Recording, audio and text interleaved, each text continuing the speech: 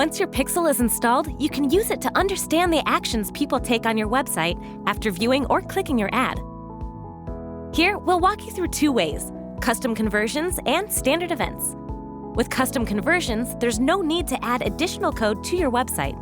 Instead, choose which website URLs count as a conversion action, like a confirmation or a thank you page. Include other events that lead up to a purchase as conversions too, like viewing content or adding items to a shopping cart.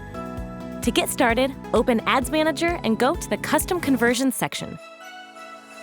Input the URL text, name, and category to finish setting up your conversion. You can check that your conversions are working back in the Custom Conversions section. With standard events, you'll need to add additional pixel code to your website. Choose which event action to count, like a confirmation or a thank you page. To get started, open Ads Manager and go to the Events Manager section. Then, find your pixel code. Go to Add Your Events, choose the event you'd like to track, and copy the code to your website.